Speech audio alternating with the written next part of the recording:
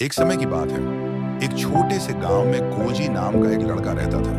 Cozi हमेशा आसपास की दुनिया के बारे में जानने के लिए उत्सुक रहता और जीवन के बड़े सवालों के उत्तर खोजता रहता। एक दिन उसने सुना कि गांव की सबसे ऊंची पहाड़ी पर एक ज्ञानी जैन गुरु रहते हैं। गुरु से ज्ञान प्राप्त करने का निश्चय करके कोजी ने पहाड़ी पर चढ़ाई की और जैन मंदिर तक पहुंचा, जहां गुरु निवास करते थे। उत्सुकता भरी आंखों और आशा से भरे दिल के साथ कोजी गुरु के पास गया और पूछा, गुरुजी, मुझे जैन कैसे प्राप्त होगा? गुरु, जो एक दयालु और वृद्ध व्यक्ति थे और जिनकी आंखों में एक विशेष चमक थी, कोजी के उत्साह को देखकर मुस्कुराए और शांत भाव से बोले, 10 साल।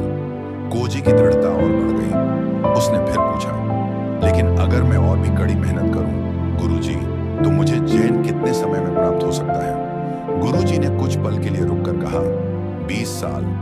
कोजी थोड़ा असमंजस में पड़ गया, लेकिन उसने हार नहीं मानी। उसने फिर से पूछा, गुरुजी, अगर मैं अपना पूरा जीवन इस साधना में लगा दूं, तो मुझे जैन प्राप्त करने में कितना समय लगेगा? गुरुजी ने समझदारी से सिर हिलाते हुए जवाब दिया, 30 साल।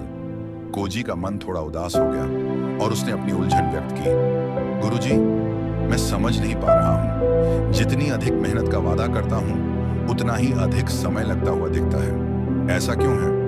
गुरुजी ने कोजी की ओर शांत मुस्कान के साथ देखा और धीरे से समझाया, जब तुम्हारी एक आंख लक्ष्य पर टिकी हो, तो तुम्हारी दूसरी आंख रास्ते पर होती है।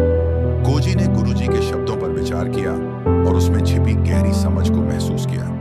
उसे समझ में आया कि केवल अंतिम परिणाम पर ध्यान केंद्रित करने से सच्ची समझ नहीं मिलेगी। इसके बजाय उसे यात्रा को अपनाना होगा, चाहे उसमें कितनी भी कठिनाइयां क्यों न हो। गुरुजी ने आगे कहा, कल्पना करो कि तुम एक बड़े ऊंचे पेड़ पर चढ़ रहे हो। तुम्हारा लक्ष्य उस पेड़ की चोटी तक पहुंचना है, जहां एक पका हुआ रसीला फल तुम्हारा इंतजार कर रहा है। लेकिन ध्यान दो, अगर तुम बार बार उस फल की ओर देखते रहोगे और सोचते रहोगे कि जब वह फल तुम्हारे हाथ लगेगा तो वह कितना स्वादिष्ट होगा, तो हो सकता है कि तुम्हारा संतुलन बिगड़ जाए और तुम गिर जाओ। इसके बजाय तुम अपने हर कदम पर ध्यान दो। अपने हाथ और पैर कहाँ रख रहे हो, ये ध्यान दो।